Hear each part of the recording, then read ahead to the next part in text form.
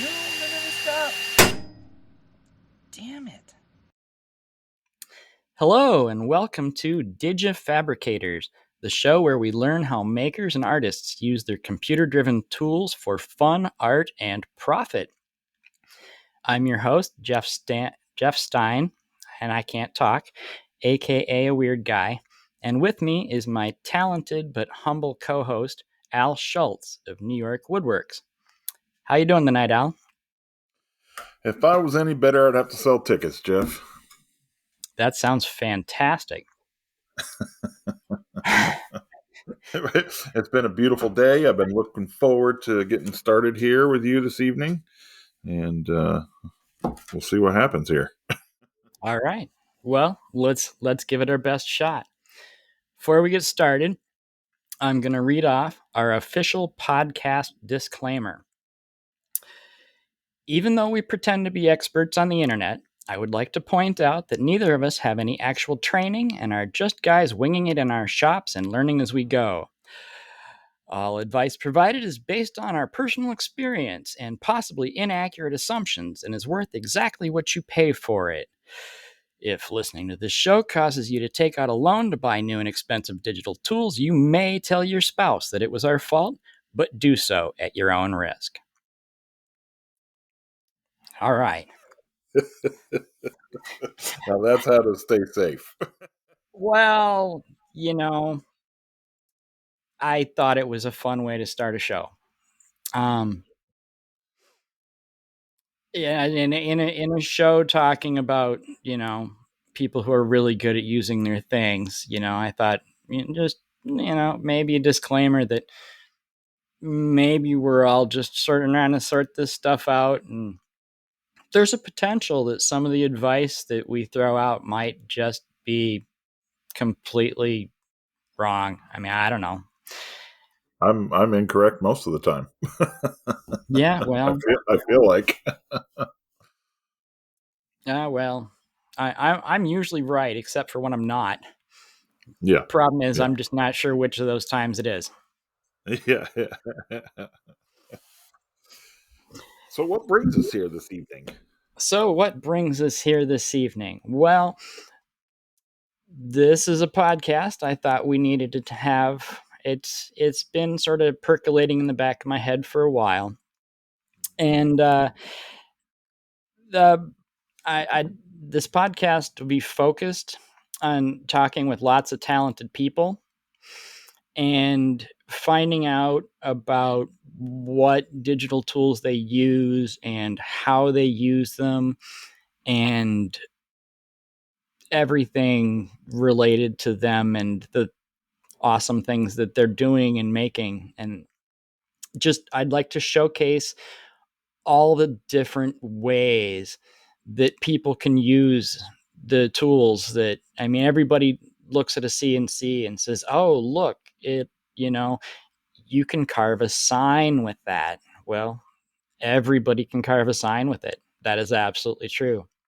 And people can make some amazing signs. And I'm not even going to throw a stick at that. But I mean, some people don't make signs. Some people do weird stuff with their CNCs. And the same, huh? Like Like me? Groot. Yeah, like Groot. Like carving a Groot from 5 different sides on a 3-axis CNC, for example. Some people get a wild hair and decide that they want to do something different.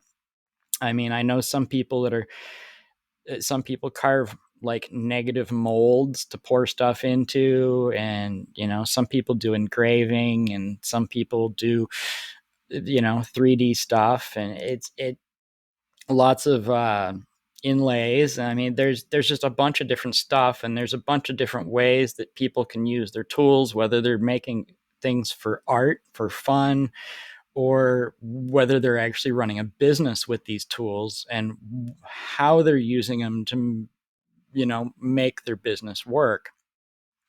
It'll be very interesting to see how someone takes basically the same equipment and how it fits into their workflow to get their desires and their dreams fulfilled as they travel through this void. Yeah. And everybody's got a different perspective. Everybody's got a different idea. Everybody's got a different reason for why they bought their stuff and what they want to do with it. And they're very, very flexible tools that you can stick almost any kind of materials into these tools and do whatever you want with them, especially with the laser and the CNC and the variety of different ways that people are using 3D printers as well.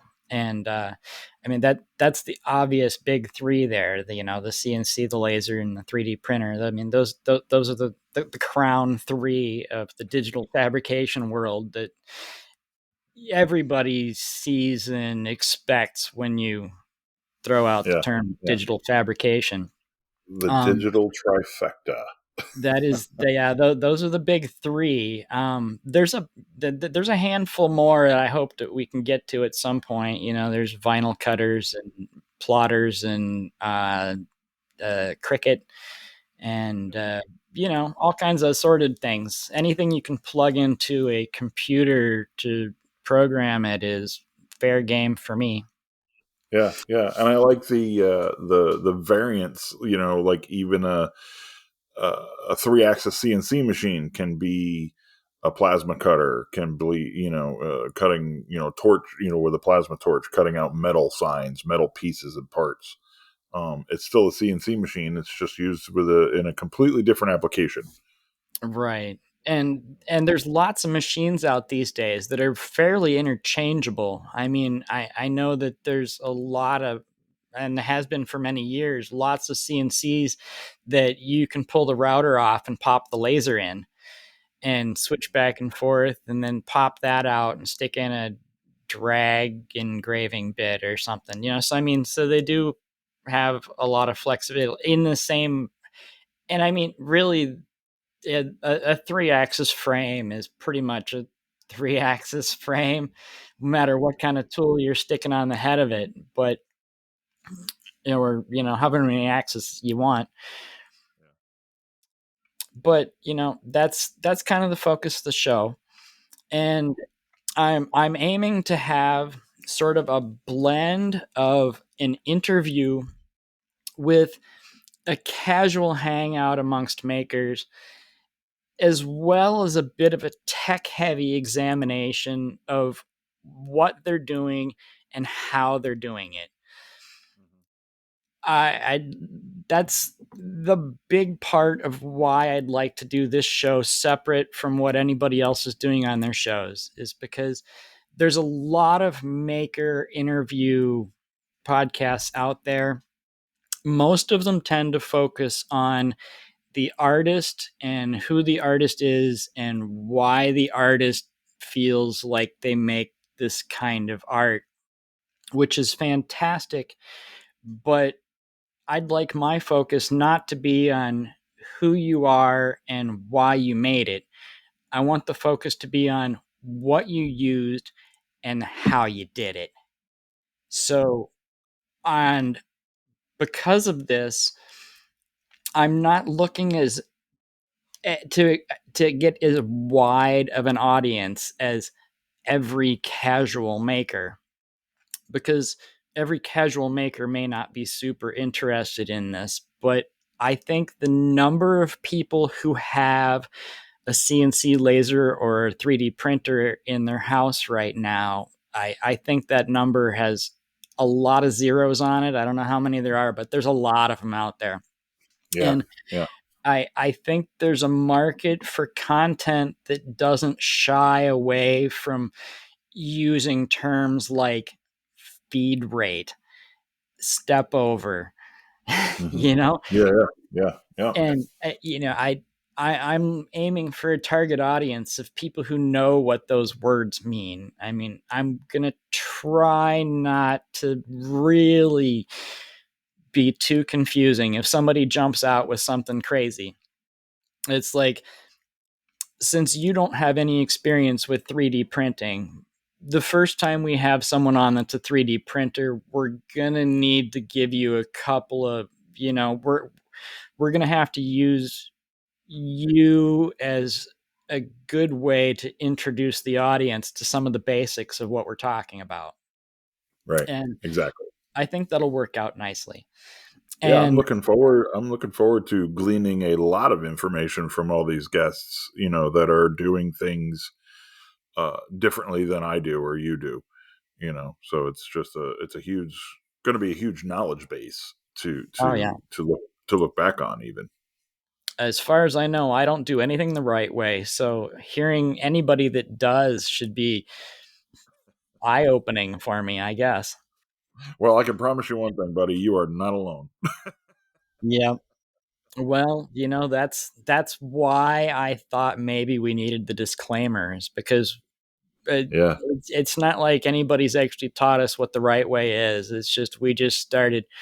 We bought something, we plugged it in, and we just started doing things and figured out some things work and some things don't. And we, but even though we know things work, we might not have comprehended exactly why they work. We might have assumed that they work because of this, but it might actually be a different reason. Who knows? Maybe we'll have some people on that actually know what the hell they're talking about. Yeah, yeah, yeah. The most common terms in my shop is, "Huh, interesting." Yeah. you know.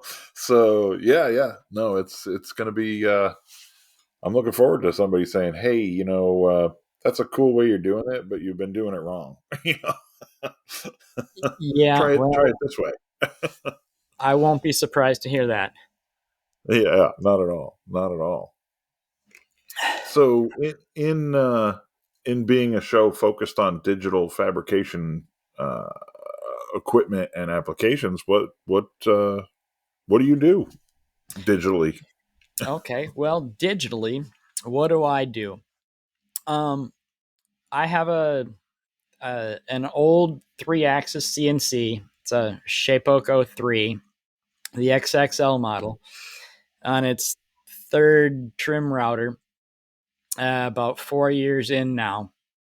And I consider myself an artist more than anything else. I like to take on long, complex, strange projects. Of course, I'm working in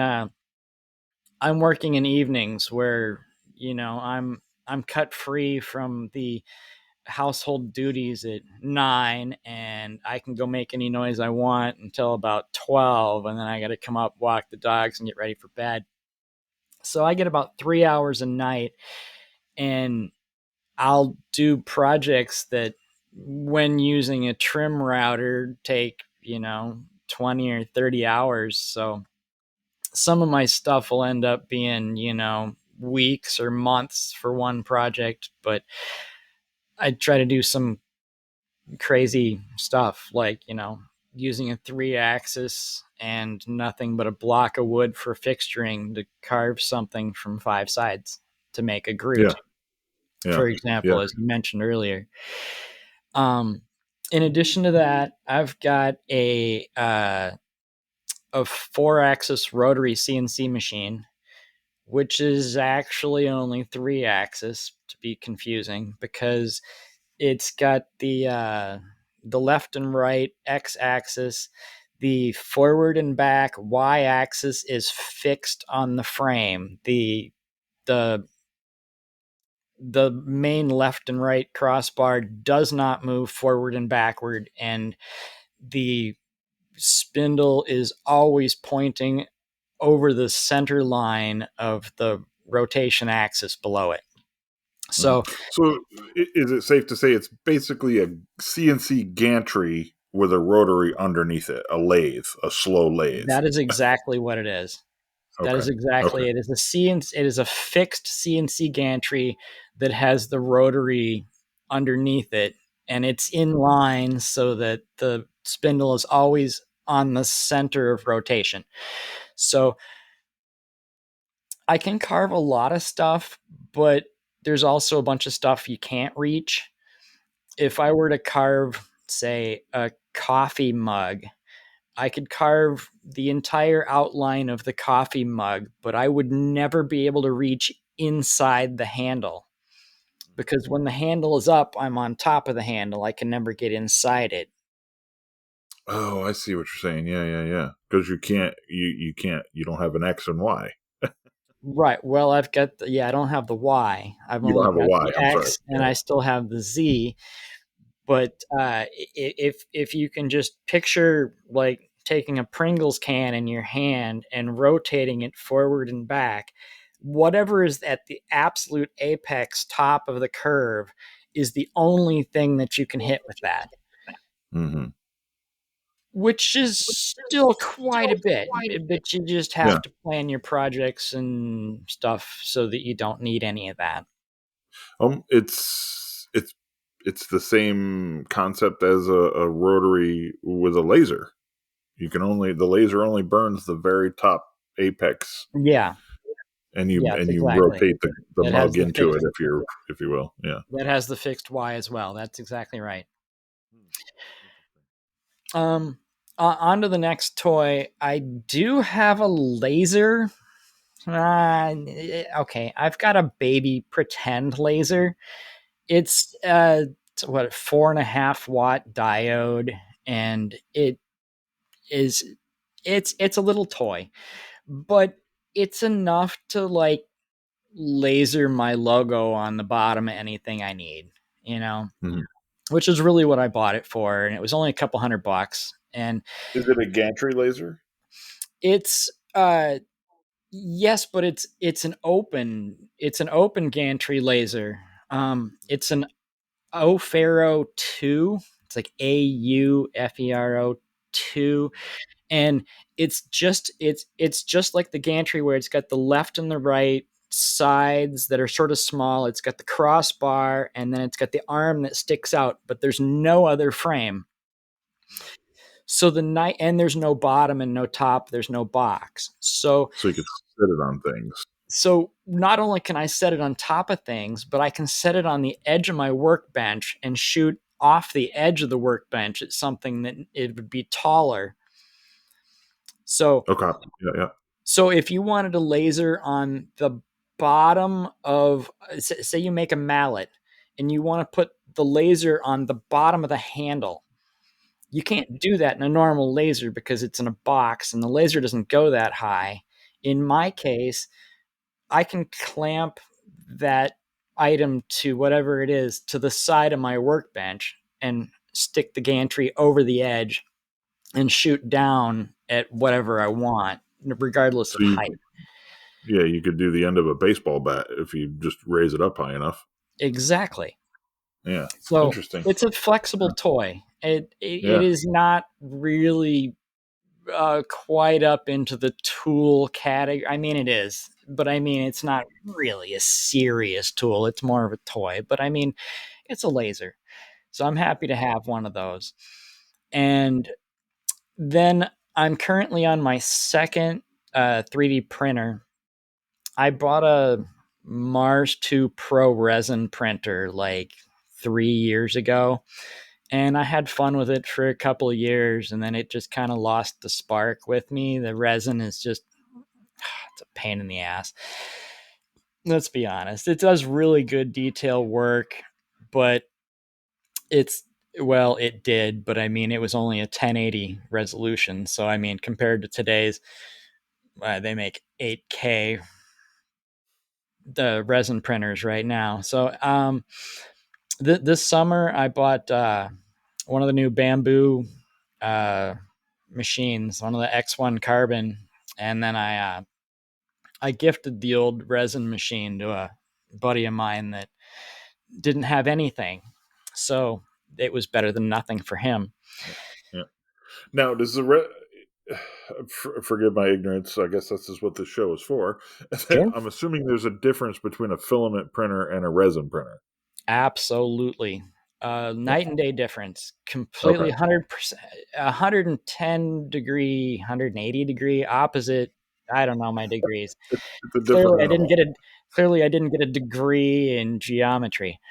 Um, yeah, completely different technology. With the filament printer, you've got the spool of the thin line filament, like the weed whacker trim line, on the top that feeds into the machine, and then the print head runs around, and it basically works like a little teeny tiny miniature glue gun, where you push the stuff into the back and then it melts and oozes out the front in a controlled kind of way, and then the robot moves around and puts it where it needs to go. The resin printer is 100% different. It is UV curing resin. So, you're familiar with people just using resin in woodworking projects. I mean, there's the resin that cures over 24 hours, and then there's the stuff you pour and you shine the UV light on it. It cures right away. Okay, well, they figured out that if they take a television screen and put it on the bottom of the machine, and then right above that, you put a vat, a little tub container, and you put the UV sensitive resin into it, then when you flash just a black and white image on the screen, all the white areas emit UV from the LCD, and then it will harden the resin right on top of the screen right there. And once you put a sheet of plastic between that and the resin, then you don't actually glue the stuff to the LCD screen, hopefully. And then you've got a plate that comes down and it stops like a half a millimeter above the bottom. And then when it flashes the picture, it cures that bit of resin and it sticks to the plate in that pattern. And then it lifts up another half a millimeter and flashes the next picture to lock the next layer in. And as the plate keeps getting higher and higher, the model keeps getting taller. But you're building the model upside down. So, I mean, if you're printing somebody from one of the Maker Camp scans standing there with his hands on his hips, his feet are going to be on the plate facing the sky while his head and shoulders slowly emerge from the muck upside down.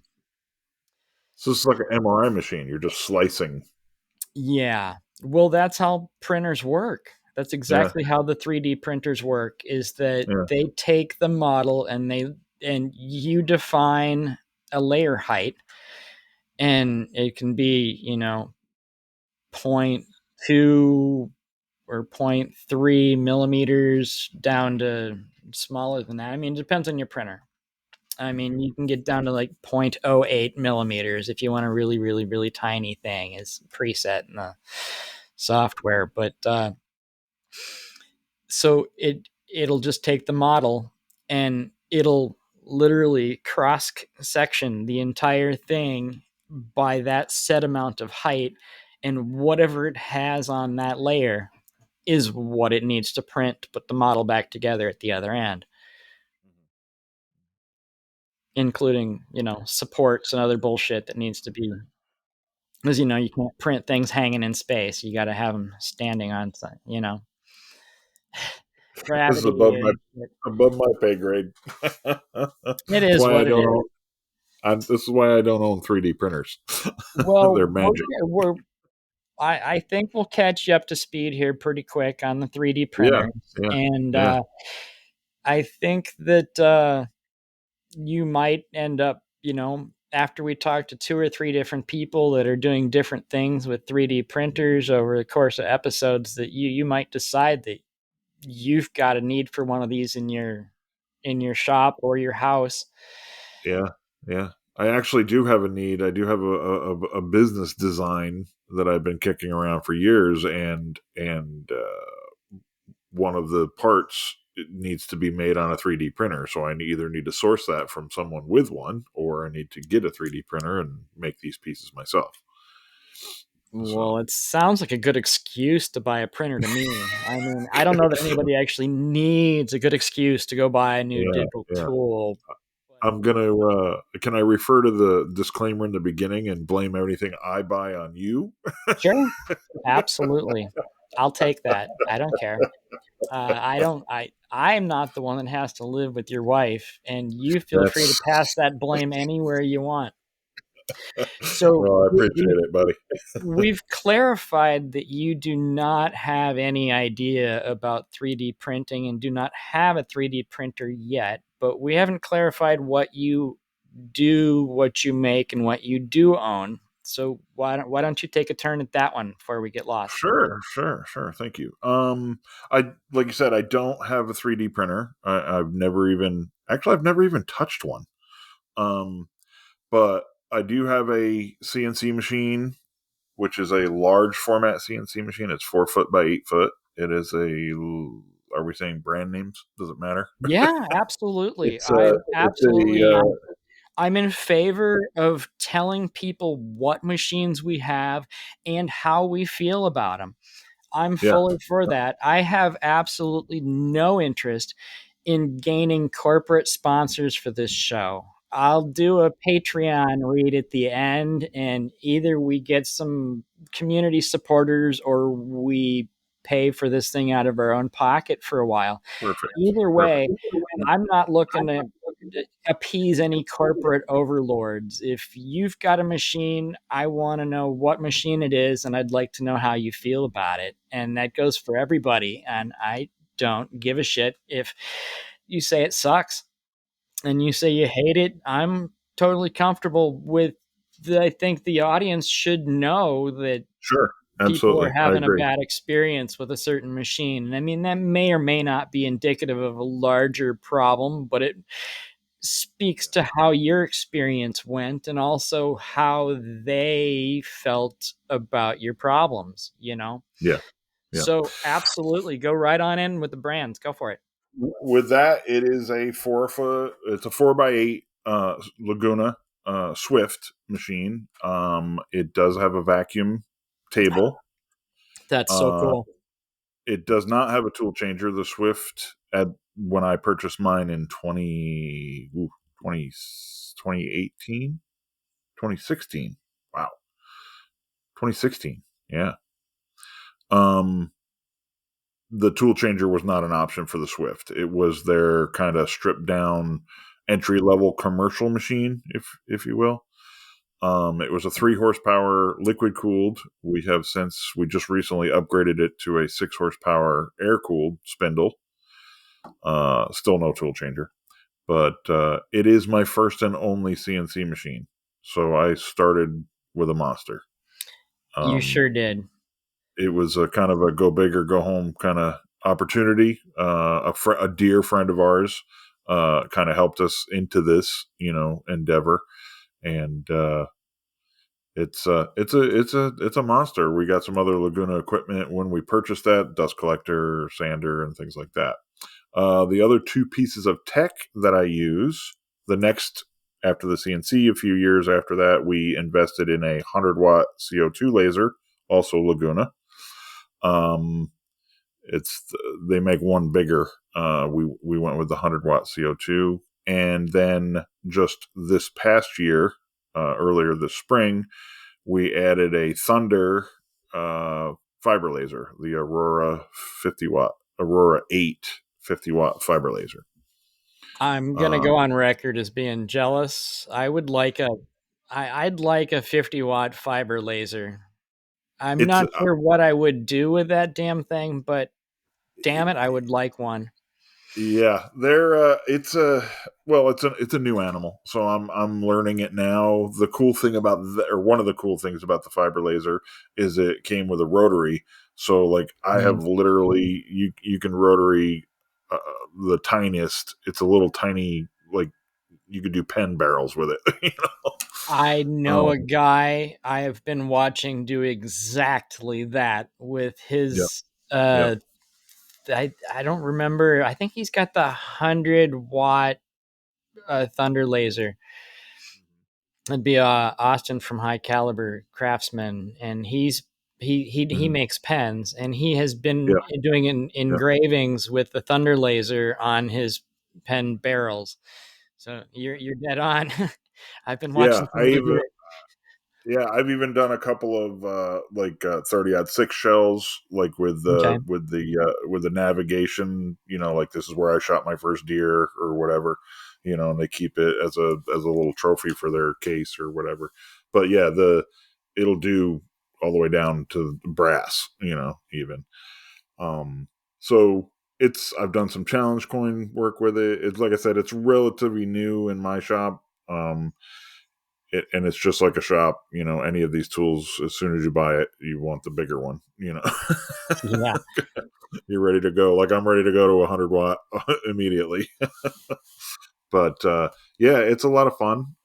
We're trying to figure out how to make the well the most money we can. Obviously, I mean we're in business to stay alive, but I'm actually you said something in the beginning of your intro, kind of about being an artist, and I'm kind of leaning into becoming more art driven with the CNC and with the lasers as well. Um, it seems to be more welcomed. There's a cabinet shop on every corner. It seems to Right. be anymore. So it's great. I've tried to work for those people, and without very good acceptance. Like I actually had a cabinet maker say, "I'm not in business to make you money," and I was like, "Wow, that's really interesting because I'm in business to make you money." Right. And he just kind of looked at me dumbfounded, and I'm like, "Well, you obviously don't get it. So This we're is a, obviously I we're not a mean, fit here." it should be a symbiotic relationship where Yeah, you're yeah. both you're both seeing an advantage to doing this. If you're not, then there's no point in one of you doing it. Right, right. One of my favorite statements is, "A tide raises all boats." It It's does.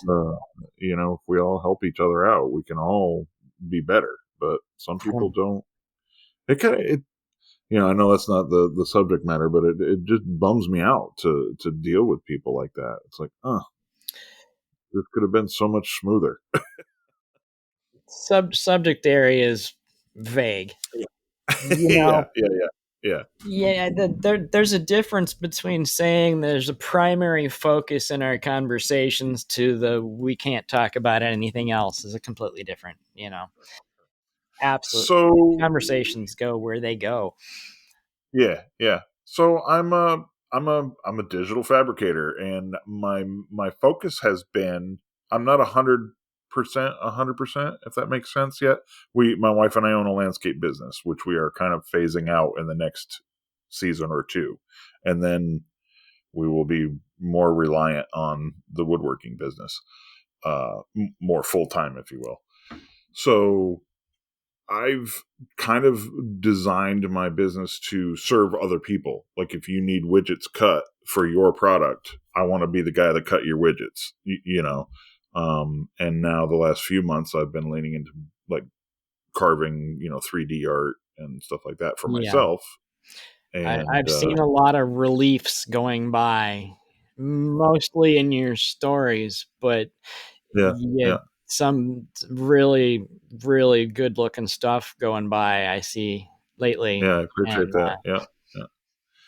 Yeah, it's fun. I just love, like, it seems to be more, I mean, I love handing a box of parts to somebody, because I know they're going to go home and they're going to, fulfill their orders or whatever they're doing with them.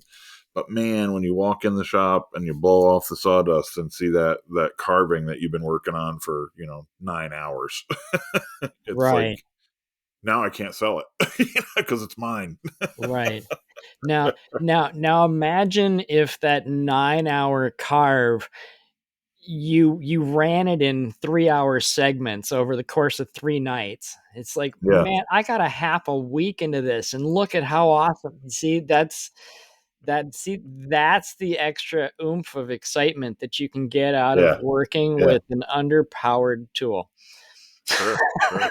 Hey, I've got a Shapeoko XXL in my basement. I should plug it in and see about running it. I'm sure it'll work great. You got to tighten the belts tighter than you would expect you would need to, and then Yeah, it'll yeah. work just great.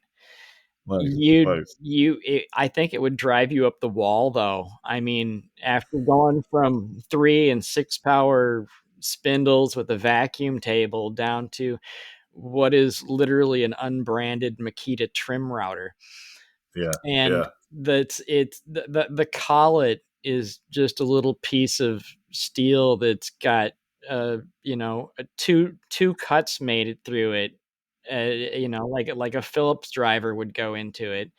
And the collet has never seen anything that even looks like an ER scale. So Yeah. Yeah. Yeah. I've got a guy who lives right up the road, maybe a mile, young, mid 20s kid.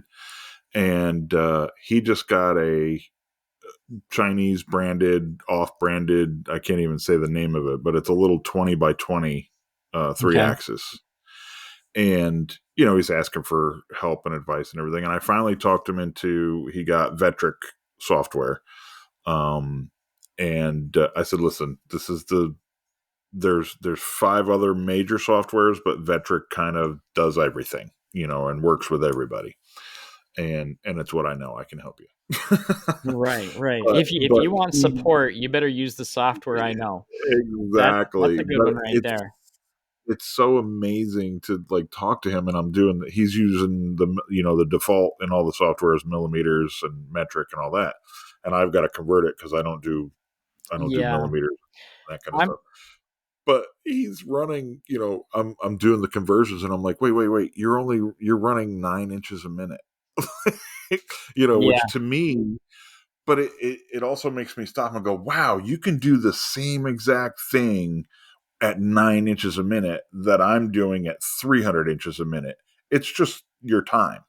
it is You, you exactly know, that. It is these just machines are extra all time. capable of, yeah, the machine's capable of amazing, amazing stuff within its constraint. I mean, 20 by 20 inches Right, that's the right. biggest thing you're going to make. Well, But depending on your creativity, you've got options to either yeah, you could tile. potentially you could slide the piece through, Hmm. as a Hmm. pass through, and you could work in increments of 20, or Yeah. you could just split the damn project into parts and then Yeah. have like an overlapping edge that just snap the two pieces together when you're done with them. So Yeah. I mean, Yeah. but yeah, I mean, it's a limitation. And the same thing with the low power and the low size is that they're just limitations. They're not limitations on what you can do. They're just limitations on how much shit you have to go through to actually make it work. Right. Right. Because I mean, Well, something. that's kind of where I was going. I want to make sure that we're encouraging. I don't want people to think you have to have a 4x8 machine to do anything. You No. know, you can do. I am getting blown out of the water skill set wise by men and women out there with a tenth of the equipment that I have. Like it makes me ashamed of myself sometimes. Yeah, there's some amazing people out there though. Hmm. Hmm. And no matter how smart you are, there is somebody else out there that's just Absolutely. Yeah. Yeah. makes us look like idiots. I mean, people throw the Makes word. me want to meet him. I mean, yeah, I mean, people throw the word genius around all the time. I mean, I've had a dozen people on the internet call me a genius, but I've actually met a genius, and I And am you're not it? absolutely not. Um, Okay. I'm just um, gonna assume that I am also not, just by context here. well, I'm gonna say that um, you're on the similar level to me where you can expect to be one of the smarter people in any general room. Uh-huh. But Uh-huh. when you They're meet small. someone They're small rooms. when you meet somebody that is an absolute pure genius, it is not like trying to figure out if this guy's a little bit smarter than me or not. It's like suddenly you realize that that you as a smart person is running about half the speed of the other person. And I've met one and I was absolutely floored by this guy. He was working as an electrical engineer in a data center, but he was talking to me about having built motherboards from scratch for a computer in the 1970s. And I'd had enough computer knowledge. I mean, I got at some point I earned an A plus and an MCSE, which are certifications that say you know how to take a computer apart, put it together, and install shit on it. So he was happy to be able to talk about some of the things he'd done with someone who understood at least half of what he was saying. And he only had to slow it down a little bit for me. But damn, Genius is some impressive shit. Hopefully we meet some of them on the show. Yeah. I I I like think is it proper to think of? I mean, again, I'll go off on a tangent here. Like, can you be a genius at a thing? You know what I mean? um Like, I don't know the proper terminology because I are not a genius. But I mean, like, I've met people that um, just blow me away with their skill sets and their ability to wrap their mind around. Well, I'll sing some praises to the weird guy. You know, it takes a special kind of person to look at a 3-axis machine and go, "Oh, there's another axis. I just need to cut the hole to make it." right, You know, when you started Groot is my favorite project you've done.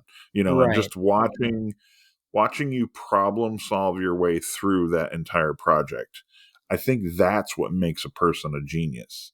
It's just how having the information and the ability to see that you need to apply that information somewhere, you right. know. um so I think people are geniuses on minor levels, and then there are people who can just comprehend everything, you I know, and think they're running at a clock speed so much more than us. I think the term we're missing here, when you're a genius in one specific area, I believe the term is savant, where you're just an absolute wizard at one specific thing. It's like, Rain Man, that Mhm. the movie. It was Yeah, about numbers. Yeah, yeah. the special guy that had all kinds of special needs, and then his brother who was a savant, which is a joke making fun of Tom Cruise there. But um, I had to see. I had to follow you there for a well, second, but I'm with it's you. not exactly a current movie reference, to be fair, Yeah, but we're showing our age. right, yeah. Oh, yes, software is definitely something we haven't really hit too hard. You've definitely said you're a Vectrix man, and Yeah, I'm that using Aspire now, which is our 3D version of Vectric VCarve right. Pro. It's Yeah. just the fancy version that does all the extra shit and the 3D Hmm. rotaries. Hmm. Hmm. I'm familiar with Vectrix. I've not used it for a project. I've like installed Hmm. a couple of versions, including Aspire, and like Hmm. played with the demo. But Yeah. they'll let you play with it and do some stuff, but you can't actually generate paths with it. Yeah. So It's Fusion 360 missing 90%. yeah, well, the the joy of the software is that Vectrix is made for someone who makes CNC projects for a business kind of thing. Hmm. It's made for people that want to do signs or that want to do Hmm. the usual, you know, it's got the V carve style inlays Hmm. that lets you hit Hmm. all the narrow little points anywhere you want, and you just feed it one vector design and it Yeah. will come up with a combination of tool paths that gets you a bottom surface, a top surface, and a couple of angled Hmm. surfaces, and Yeah. everything's going to fit together when you're ready, with a little bit of room in the middle for glue and all of that. And but Yeah. and It's it called 2.5D. you feed it, yeah, it's 2.5D is exactly what it is, and it's contours and pockets, and it does that in a very user friendly, uh just import your design, give it a few basic pieces of information, and in a few clicks tell it what kinds of things, what kind of bits you want, and how big the block of wood you're carving it from, and it will just generate some stuff out for you, and it'll do a lot of stuff really kind of automatically. That's why Um, I use it. and that's why you use it, and it's because you're making standard CNC style products to Mm-hmm. sell to people that are 90%, contours and Mm-hmm. pockets, and Mm-hmm. then they get, aftercare and, painting and finishing and all the fancy sanding and all the happy shit you get to do later. But Yep. and that's why that software works so well for you. Yep. But I never really wanted to make the sign. I mean, I've made some signs. I've made a handful of signs. Yeah. Yeah. It's not anywhere close to a passion of mine. Um, my intent of a CNC has never really been to make signs or anything. My lure is that as a smart guy, I try to find complicated things to pose as a challenge for myself. I don't I don't break out a sweat trying to tie my shoes in the morning. And I had a really good time making some signs with contours and pockets for about 4 projects. And then I'm like, Mm-hmm. what else can this thing do? I've Right. figured that out. I've mastered that. What's next? And the wonderful thing about CNC is that there's so many things that are next that you have to figure out. And there's so many variables that are just all over the map. And especially, I mean, I started with, the Shapeoko standard carbide software at first, and then I tried out Carveco for like one project. Did a relief out of their project library of a pumpkin. I thought that was kind of cool, but it was still all very much out of the box. Here's your clip art, throw it on, scale it, Mm-hmm. push the button, and it kind of does things for you. And it didn't it didn't trip my sense of complicated. It wasn't complicated enough for me to get the endorphin rush of having figured something complicated out. And because I mean that's the fun part for me. The fun Right. part for me is that there's something I want to do. It's incredibly complicated and I need to figure out how to make that happen. And to challenge myself, that problem has to be increasingly difficult every time. So after one project in Carveco and about 3 or 4, 5 in Carbide, I tried out Fusion and I found it delightfully complicated and absolutely difficult to work with, which made it feel like a sense of accomplishment when I did figure out how to get it to do shit for me. Right. But once you figure out how you get that to do shit, the fact that you can get it to do all kinds of weird shit because it's not designed to be a CNC sign maker's click Mm-hmm. here, click next, click finish kind of program. It's made for like machinists. Mm-hmm. This is made Mm-hmm. to set up paths for, I mean, I don't know that you would program a Tormach with this shit, but you absolutely could if you had Right. like a small desktop kind I of. actually, yeah, I actually had it's a light fixture base, like a sconce mount, Yeah. that a client gave me that they had made out of porcelain, and he said, or they said, "Can you make this out of wood on your CNC machine?" And it's two-sided milling, but the angles, with porcelain, it's Mm-hmm. rounded, and it took. I had to find somebody that could run Fusion, and they actually made a pattern, and then they pinned it somehow, and then they just basically drug the pattern around in a circle and made this Right. piece for me. and then they were able to convert it into a file that I could then put into Aspire and turn into a toolpath. But Right. yeah, that definitely showed me the limitations of Aspire real quick. Yeah. That's why I like Fusion, because I mean, Fusion being a machinist's software, I mean, Did I? first it's I'm sorry. got, Did I say huh? Fusion? Did I say they use No. Fusion to make the circle? Yeah, you I'm did. sorry.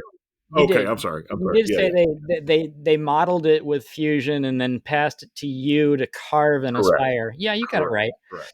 Yeah, I'm sorry. Thank And you. uh, yeah, because I mean, I really like the Fusion because it's got, I mean, obviously you can't do a lot of the modeling in the CNC software. You're supposed to feed it something that you've already got done. So I mean, Fusion is great for the fact that you can model, and the fact that you can design vectors, and you can export vectors to a laser, you can export models to a CNC, you can export models to a 3D printer.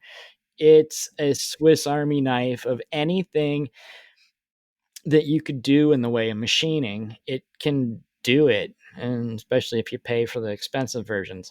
But that's where, you got to get the 4 and 5 axis. You got to throw out the big cash for those guys. But Yeah. but but the other advantage for it for me was, it's like, well, when I wanted to upgrade, do I upgrade to Vectrix, which is an instant, $2,200 a year, or I could jump into Fusion for absolutely free by clicking the hobby license, which, don't get me wrong, they hide that little son of a bitch. But all the way down at the bottom of the page, there's a link for the free hobby license version of Fusion. So See, I've been it wanting is to try it. the it is actually there. When you go to the versions and the pricing page, scroll all the way down and go up about 2 inch past the general disclaimer shit at the bottom. And the very last actual thing on the page is the link to the free hobby license, which will Interesting. do basically anything. I mean, I used nothing but the free hobby version right up until the time that I got the rotary machine last year, at which point, Hmm. to do the actual fourth axis rotary path, you need to pay for the upgrades. Hmm. Up to that point, everything I did was free. And the Yeah. fact that it's for machining says that you can throw in an object, and say you throw in a cube. Say oh, it's like, I made a 6-sided die this summer, and Hmm. you just model a 6-sided cube, and then you round off your corners, and then you put some pip holes in. I don't know if you knew, but the dots on a die are called a pip. A PIP? A pip. PIP? Yep, Interesting. PIP. The little dots on each side of a 6-sided die are called a pip. So I mean, and then you put the pip holes on each side of the die. But then when I come over to the machine and start to carve it, you can you can go, when you're in manufacture mode, and create a new setup and say that you can spin the part around in 3D space, and then you can say this side is going to be face up for these operations, and Hmm. whatever side you've got on the top, then you put that part in the machine that way, and it'll carve whatever's supposed to be on that side of the machine, because you're viewing it from that angle. Hmm. And then you can create a new setup and say, now we're going to carve it, and what was previous the left side is now the top. So we're rotating the piece 90 degrees in the computer and on the Hmm. CNC bed, Hmm. and carving it from a different side. It's the same thing you're doing with a two-sided carving, Hmm. except in the software, you've got an infinite number of sides and angles and directions that you can go forward, back, left, right, in any direction. If you can define an angle, you can define that angle is facing up. Good luck fixturing the damn thing in the machine that way. But I mean, the software is absolutely good for it. We're And doing what we're told to do. and you know what's fun about the whole mixture here is that one of the reasons that I'm going to say that you were a really good pick for me for a co-host is that our skills, our machines, our purposes, and our software are all similar but not the same. Mm-hmm. I mean, we Mm-hmm. have the same types of machines, but they're vastly different. I mean, I've got the little toy CNC. It's not a toy, but Yeah. okay, it's a trim router. It's got belts. Mm-hmm.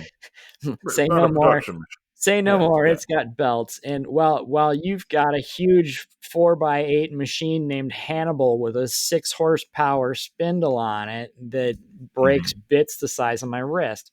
So, and while I'll spend 6 weeks on some weird, fantastic, complicated art project, your history has been more prone to kicking out production and having customers and doing sales and Mm-hmm. pushing for production. Where I'm Yeah. pushing for slow, painstaking art, you're pushing for production. Mm-hmm. And where Mm-hmm. I've been a fusion guy in super deep for the last, pushing 4 years now, you've been putting years in on Vectrix. So that gives us differing perspectives of everything. And Mm-hmm. I mean, I've got a rotary, which you don't. I've got a toy laser, which does, minimal, small. I mean, Mm-hmm. I've only got, what, about a 8 inch by 8 inch square area that I can engrave things on lightly if I do enough passes. Versus you've got the Thunder laser and the, was it 60 watt CO2? 100 watt Oh, CO2. the 100. Okay, that one was the 100. That's And the 24. That's fiber, 24 by 30. And then the believe it or not, the fibers they're not as big as you think. I only have one lens, so I'm right, about 4.5 by 4.5 inches. right, I can do a lens to get me out to about 10 by 10, but you lose a lot of clarity um, right, with that. And then you can go all the way down to a 2 by 2, which that like if you're going to do challenge coins, you can cut right into right. brass coins, with that Exactly. um, They do the deep quickly. cuts. The deep cuts Yeah, if you yeah, run it enough times. yeah. Oh yeah, yeah, yeah. Exactly. But so it's like you've got all the tools that I don't have, and then I've got like the rotary and experience with both types of 3D printing that you don't Hmm. have. And our software is, I use this software, you use that software, and it Covering a and lot of the bases. you're you you're doing production work, I'm doing painstakingly slow, complicated artwork. And it's Hmm. just, yes, we complement each other. I think that between us, we come out with a rounded off pair of Yeah, nut jobs. I'm pretty round. Well, that happens. That happens to the best of us. Yeah, I've been working a long time on this shape. Well, round is a shape. You can always be Around in is a shape. shape. You can Yeah, always be yeah, in shape, whether it's, spheroid. Well, go with oblate and spheroid. yeah, yeah. I I'm actually on a journey. I'm down quite a bit of weight actually. So, but that's a behind the scenes journey. That's quite all right. Yeah, yeah, You're allowed to have behind the scenes life journeys. We're allowed to yeah. do stuff. We're So, do we're you have any allowed. other? Are there other smaller? Or I shouldn't say smaller, but like we talked about the big three. Are there other digital fabrication machines out there? Um, There are definitely a lot of crazy stuff out there, and I'm yeah. absolutely looking forward to finding people and talking to them about people who own these. But I mean, there's uh, crickets. Crickets are just like, they're the little crafty version of the CNC because you can do anything with those damn Yeah. things. You know, they cut Yeah. paper, they Yeah. cut cardboard, they cut vinyl and stickers, and they do a bunch of shit. So, Do you have a Cricut? Do you use Crickets? no, I've No, I don't never either. had a Cricut. I've Me either. Yeah. never caught on to that one, but I do consider it digital fabrication because Yeah. you're programming the shit in the computer and you feed it a piece of blank something and it does what you asked for it, and you get value out of that. Whether Yeah. you're making stickers that you want to hand out to somebody, or whether you're cutting vinyl to use as a masking for something, or whether you're doing paper crafting projects, or I mean, the world is endless with the number of things you can do with a Cricut. Yeah. And then And I there's like it because it's like I've seen it at an art store that I buy like acrylic paint at. I've seen they have like aisles of Cricut stuff. And again, while it's small on a smaller scale, they have designed everything. Oh, you want to make this? Here's the material and the sizes already made, ready to go. Just slide them in, and then to your point, just concentrate on your little design, your little clip art in your computer. We've already got the vinyl cut to size for you, or the cardboard or the paper. I really like the idea, and I've never done it with my CNC. I keep threatening to, but like you can put a marker or pens in a Cricut, right, and actually yeah, draw with them. I Yeah. believe so. I'd like to did try that. that with Hannibal with a big Sharpie. That'd be hilarious. I that was actually I've done it once, and it was part of the Shapeoko setup process. That was the initial test to see Yeah. that things are working before you actually turn on anything. You'd grab a Sharpie and you like tape it to the spindle, and then you program it It to, drew the logo, right? you It set drew the logo. Yeah. yeah, Yeah. Yeah. yeah, you've probably Yep. seen a lot of people draw the Shapeoko logo in Sharpie. Yep. Is Yep. because that's like the last stage of the setup to prove that everything is working. They tell you to tape a Sharpie on there, zero it out on a piece of paper, and push the go button, and it'll do the Shapeoko logo. And that way, you know that the X, Y, and Z are all working properly before you have the dangers of spinning bits and pieces of wood that are improperly anchored to the bed, and all the other dumb things you're going to do the first time you turn one of these on. So Yeah. I have done one thing, and I probably still have it floating around the shop here. It says Shapeoko on it. And so it is absolutely something you could stick a marker in there and clamp it down or duct tape it on there. You could absolutely You do it. know, that's an interest. You just made me think about like I've missed some of the. This isn't a poor Al thing at all, but like I've missed some of the, jumping right in with a 4x8. I didn't have to learn how to do it on a 30 by 30 inch or anything like that. Another thing I didn't do and have never done is put a piece of equipment together. Okay.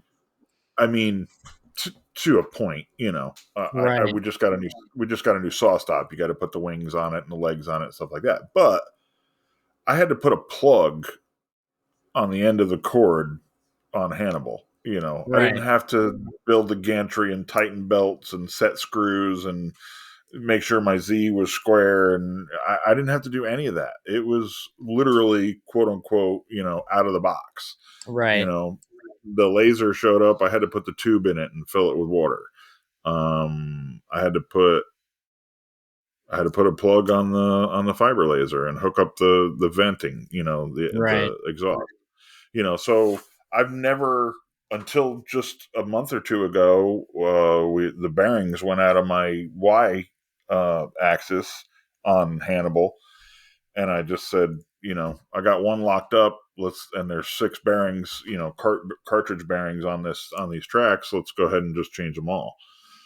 And I just dove into tearing apart a 4x8 CNC machine and backed up about an hour and a half in it, going, "What the hell am I doing?" Well, But I got them all back together. I was watching on your stories there, and I think the oh my god, what am I doing moment is when a handful of the little tiny bearings started dropping out all over the place. That was the oh Thing. shit, what have I done Yeah, moment. yeah, I saw that go by. yeah. There's over 100 ball bearings in one cartridge. By the way, Exactly. And you lost a decent number of them all over the place. oh, gone. Yep, I hear you. I'm still blowing them around with the leaf blower. That's a good way to But work a shop. so I missed, I missed out on. Oh, I can't imagine the what's that one machine? It comes like an erector set. Oh Jesus, yeah, the Avid, Avids, was it? Yeah, the there's a few of them, and there's the one that everybody used to complain about that came out before Shape Oko. X Um, Carve. yeah, the original X Carve, Yeah, the yeah, one that came with like 6,000 baggies of different screws, yeah. and it's like every screw is a different goddamn size for a different thing. And it's like, gee, yeah, it was supposed to be like a 60-hour assembly process or some shit. It's like Jesus Yeah, Christ. I mean, I heard. I had a box full of parts, but I had a left, right, and center on gantry, but I mean, all the ends were on the gantry, all the sub Yeah, assemblies were already sub assembled, you yeah, know. yeah, yeah. The I heard. I heard Jimmy DiResta on their podcast the other day talking about. He goes, "You remember when you joined YouTube and you got a free X Carve?" that is about right.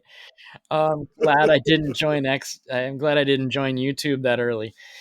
Yeah, right. Yeah, I But don't know. so many people, we actually know somebody that had an X Carve and it just stayed in the box. They just like opened the first box and were like, "Yeah, no," Yeah, and yes, then 3 years exactly. later sold it. That is exactly the case.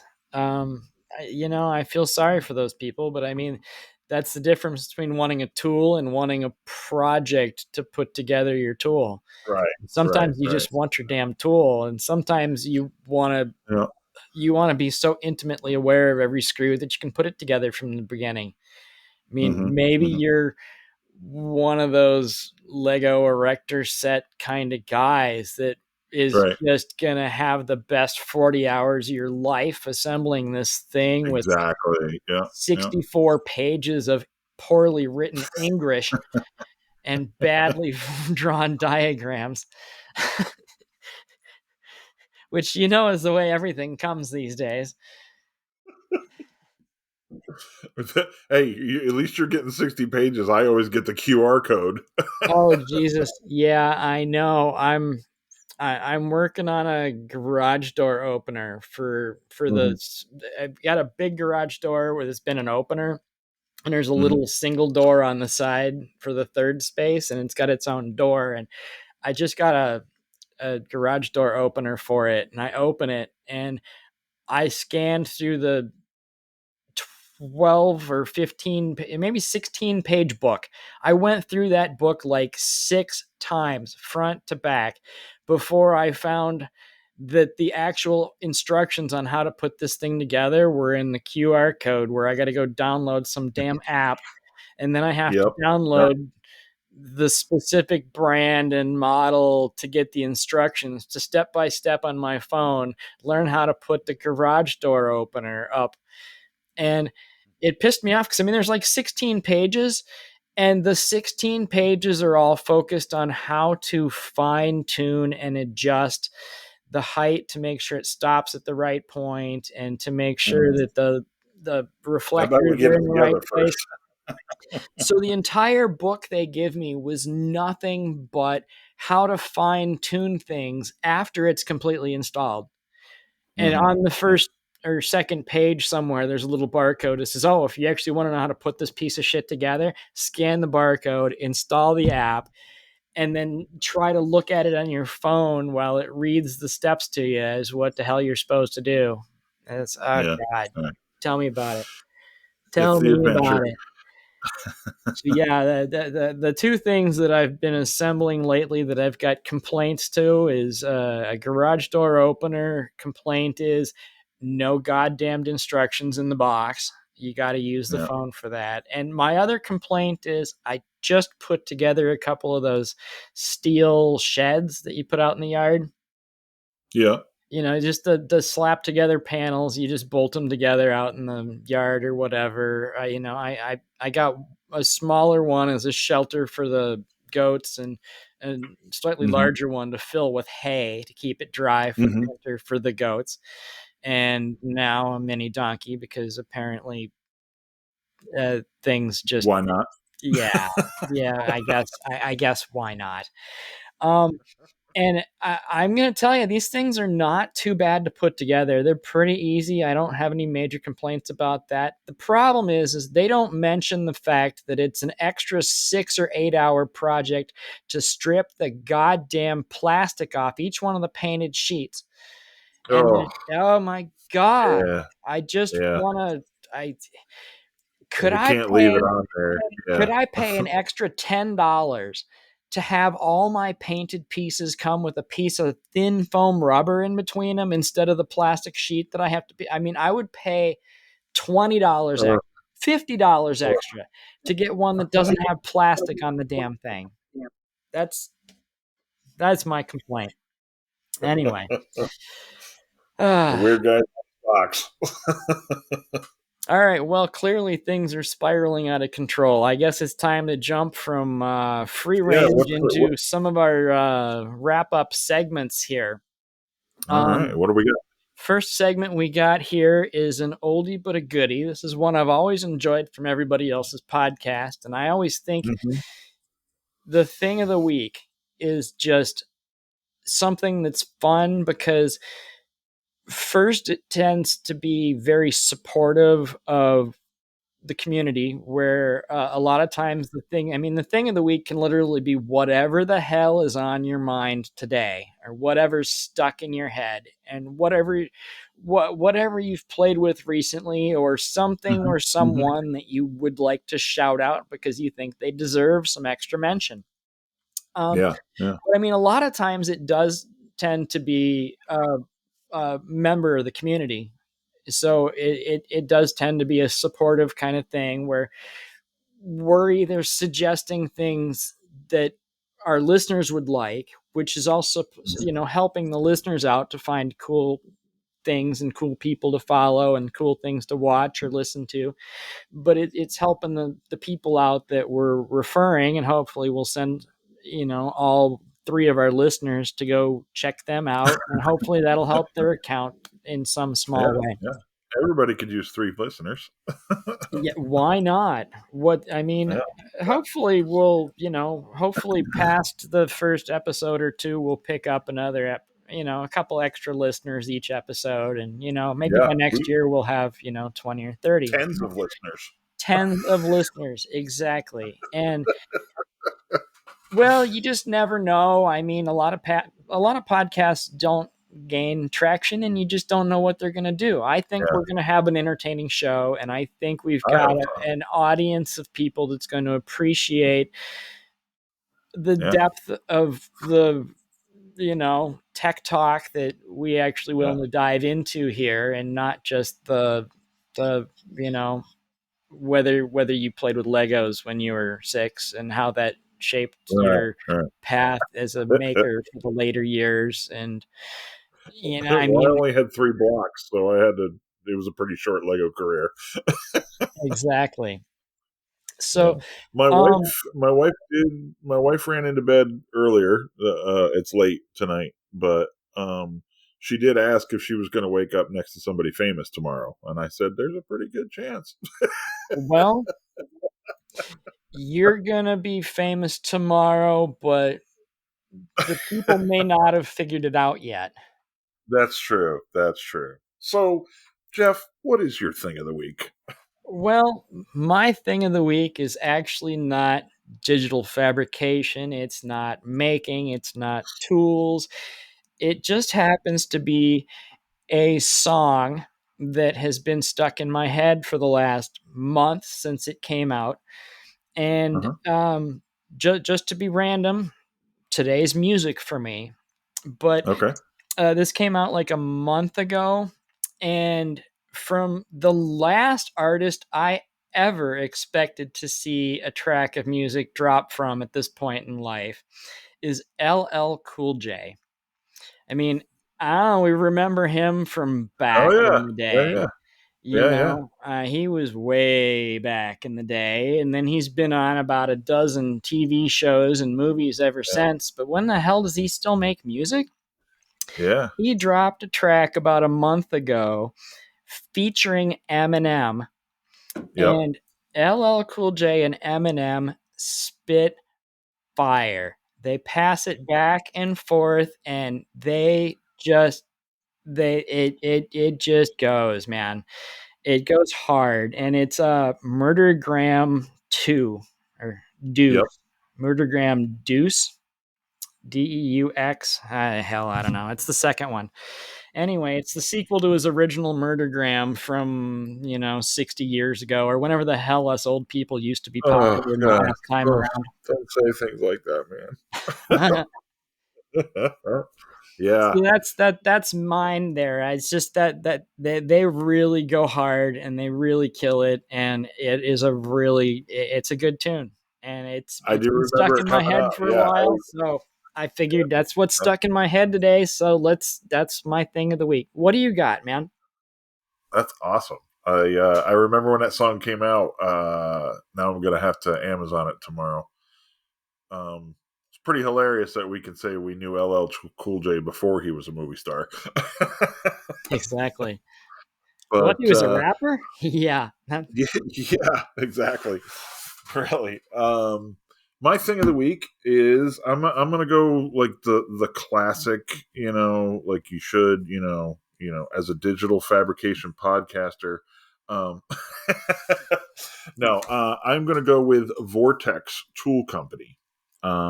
They are a very small family owned tooling manufacturer. When I say tool company, I'm talking about CNC bits.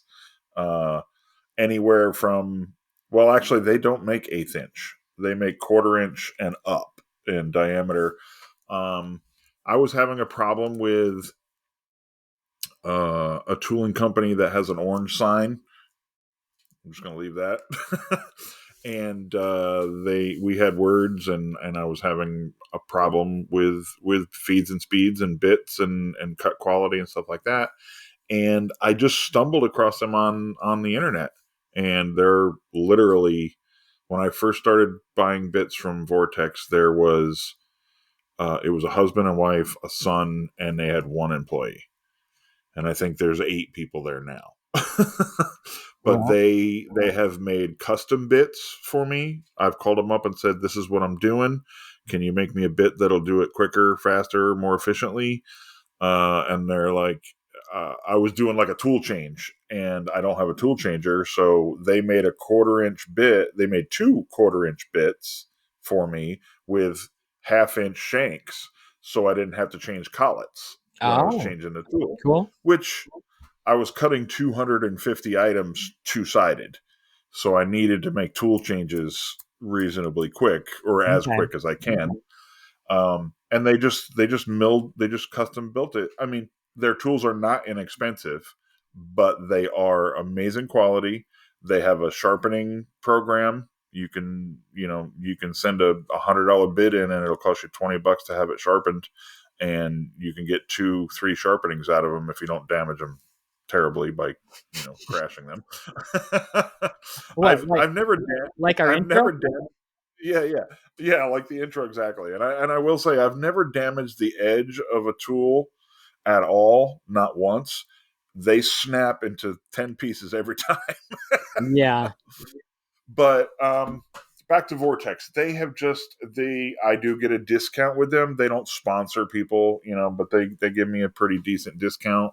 Um, but they're just amazing people. I've cut aluminum sheeting and had problems with it, and we probably snapped 15 different bits, and they were like overnight expressing me, try this one, try that one, try that. I'm going to send you 5 of them. We're going to try this feed and speed, this feed and speed, this feed and speed, and they're getting data as well. And now they have a whole series of metal mills that I helped them develop. just by being a guinea pig for Right. them. And they're just awesome people. They're just really, really good people. And it's just vortextool.com, if Awesome. anybody wants to go check them out. All right. Well, anybody that's got a machine big enough to need a tool like that, that is the place you should go to get it. Okay, here's another one for you here. I'm going to try asking everybody what their dream tool is. And in perspective of if you could have any one tool with accessories delivered for free, dropped right in your shop, anything, what would you pick? Why? And what would you do with it? Well, I know what the long term answer is because I've been dreaming of one for a while. There is a short term answer. I would like a 100-watt fiber laser over a 50-watt, but that's just a That's an speed upgrade. upgrade, not a dream tool. Yeah, yeah. My dream tool actually would be the newest Laguna IQ, which is their small format CNC machine. It's 2 foot by 3 foot stock. You can get them 2 foot by 4 foot. They can make them any length, but I would get a 2x4 with a tool changer and a vacuum bed, and the upgraded six horsepower spindle. And the reason I would go with an IQ, which sounds counterproductive, having already owning a 4x8, is probably 70 to 80% of the carves I do, I'm only using a 2 foot by 4 foot area maximum. Okay. Unless I'm doing sheet work or things like that. So the first 2 foot of my spoil board is absolutely destroyed. Right. And the rest of it looks pretty. I flip them and then we rotate them and flip them, Right. But I can see like getting into artwork and small piecework. My dream shop would have 3 or 4 of these IQs running multiple functions. But with the tool changer, they make a 4 tool changer and a vacuum bed now for the IQ. And it costs about what I paid for the Swift. I do things at such a slow pace that, I mean, it could be 2 days or 2 weeks before I need to switch to the next bit. The tool changer just doesn't have any. I just don't have a need for it. I mean, I'm just not switching back and forth and back and forth and back and forth between the bits, and I've got all the time in the world to work through my stuff. So doing all the extra work and hassle of setting up the tool changers and getting it programmed and the cost and all of that, it just has absolutely no benefit to me in my shop. But I tell you, that vacuum bed thing, that looks mighty appealing to me. I mean, I'm a blue tape guy, but I'd rather be a vacuum guy. Yeah. On the small machines, they're amazing. They do what you think they're going to do. On a large machine like mine, I can't hold it. I can't hold anything much smaller than 2 foot by 2 foot. Right. Because it's grab a bigger object. Yeah, because the volume, you're losing so much vacuum around it. I mean, you could put panels down. I see people take cover it. You could just cover most of the other areas, right? You just put a sheet of plywood on the other half of the bed. But they don't. They're great for sheet goods. They're not great for piecework. I'm still amazed at the way this air just sucks right through the MDF. That is, I'm pulling through a 3/4 inch sheet. That's pretty awesome. Yeah. So what's your tool? What would your dream tool be? Well, I think my dream tool, I want to just go. I mean, we're talking free, and anything for free, you might as well just scale big. I think I might have to go with one of those big robot arms, like the kind in the Ford factory that are doing whatever. 5-axis. Yeah, you just the big robotic arm that's mounted to the floor and it swivels all around, and you can put a Swiss Army knife's worth of attachments on there, whether you're doing cutting or routing or shit anything with those things. And I think the possibilities of that are so close to endless, and Yeah. the Can you limitations on imagine? I'm sorry. Can what you you? can do with that is just so small, just because you can do anything. So I mean, Yeah. Yeah. God knows what that software would look like, but I mean, I'm sure there's something out there that works cool for it. But I Yeah. think that'd be it for me. I'd want to try one of those out. I That. probably have to be a That. small one. So I'm I working wonder. in my Do they? basement. Do you know? Do they make small ones? Like, can you get a 4-foot one? Oh, I'm sure I couldn't. Yeah. I'd have to like put a second mortgage on my house to do it, but I'm pretty sure they make small ones. I, I'm Well, guessing if we wake up famous tomorrow, maybe you'll get a call. we're gonna need a lot of Patreon supporters to make that happen. Uh, and some GoFundMe, I think. Yeah, exactly. If it's a toy that you're just gonna have fun with, shouldn't it be a GoFundMe? Yeah, there you go. Let's That would make be a yeah. let's just make a new site and just skip they'd probably sue us, the bastards. But I mean, just make a new site called GoFundMe. It's not for Fun. things you Yeah, fucking need. When you're desperate and you need help, you go to GoFundMe. But when you yeah, want people to crowdsource you money for a new fun toy, you go to GoFundMe. yeah. I'm down. I'm not buying it. Free idea for anybody that fucking wants it. It's out there. I'm done. You've washed my hands of this. Yeah, that would be. You could have the 5 act. You could have the arm loading the your CNC. Yeah, I've actually seen arms set up to load and unload parts from like a Tormach or a Haas kind of product. Yep, yep, yep. Speaking of digital tools, it'd be fun to talk to somebody that runs one of them. I'll put that on Yeah, my list. I have a buddy who works in a cabinet shop who runs a CNC sliding table saw, and it That, basically has loaders and unloaders, and the whole bed of the saw is like remember the classic air hockey tables. yeah, You can you can slide a sheet of 1 inch MDF with your finger. nice, The whole because it's just hovering on the bed, beautiful. and they got like 16-inch saw blade. You know, it's a All 12 right. foot Well, slider. we're gonna have to put his name on that list in that document. Hmm. Yeah, they have a giant commercial drill block CNC also, so we could probably talk to him about that too. Well, anything he's got, he can run it with a computer. We're happy to talk about it. There you go. So you think we got it So about? Think we got it covered for today? I think so. This is episode. What's the official? Is this episode 1 or is this Yeah, this is pre? episode one. This is Okay. episode one.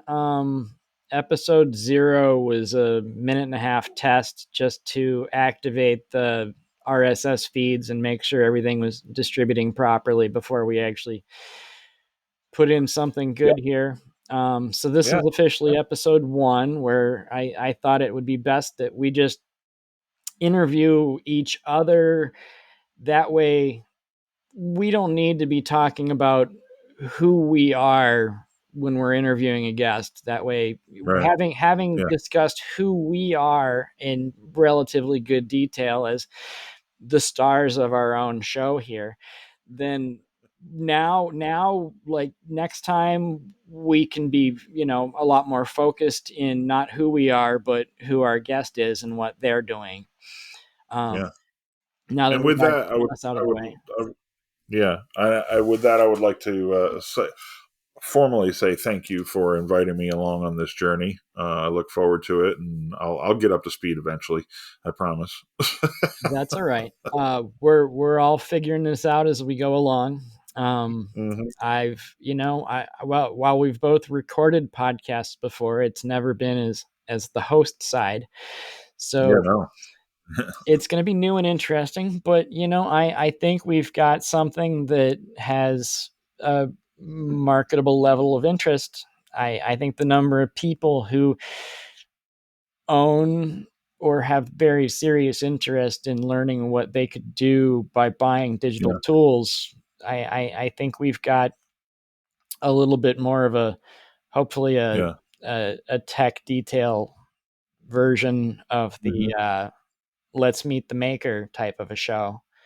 Let's Yeah. meet the Yeah. maker and let's find out what his tools are and how specifically he's using them. And if that means we need to figure out how many passes he's taking to get a quarter inch down, whether it's 1 or 16. I mean, it's, depending on whether it's your machine or mine. Right. That's, Right. you know, Yeah.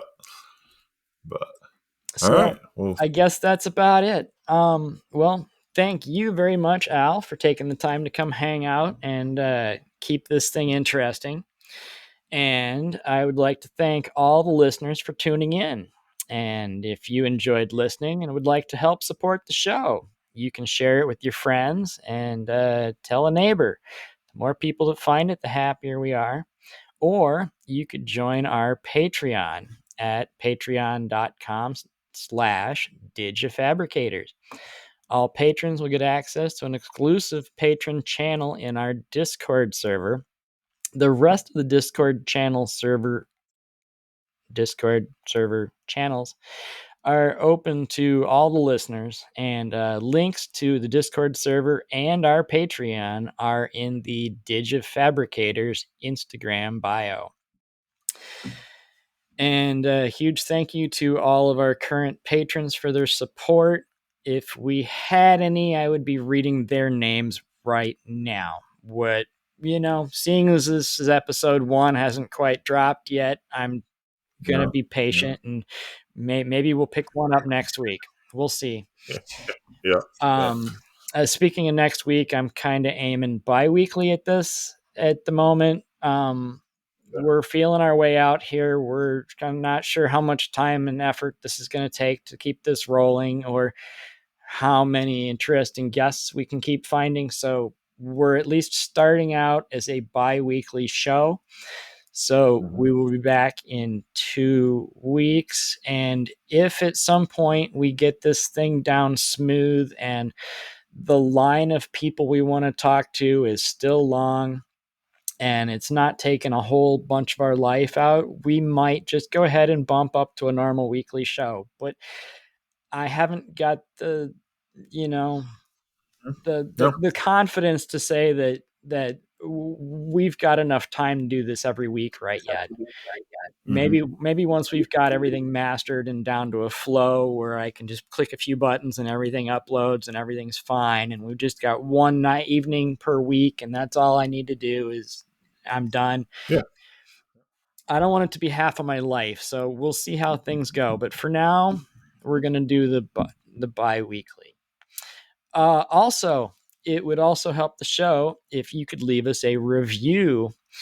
And you can leave podcast reviews on Apple Podcasts, iTunes, Podchaser, Spotify, Podcast Addict, Audible, and Good Pods. And those will all help us to get the show out to more listeners. Mm. And if you or someone you know happens to do cool things with their digital tools, please contact us. We would like to have suggestions. We only have so many friends to invite, and we're eventually going to need your suggestions to be able to keep the Yeah. show going. Yeah. Past 4. Yep, exactly. Well, once we get past, I figure each one of us should be able to bring at least 2 or 3 friends, but then we're going to have to, Yeah. branch out and start searching Instagram for some other weirdos we can bring in that do some fun things. Yeah. Um, so I guess that's it for tonight. I can be found most places as a weird guy, and Al can be found under New York Woodworks, which is NY Woodworks with an X. No K, just an X. Yep. And thanks again to everyone, and we'll catch you next episode. All right. Sweet. Sweet. Nailed it.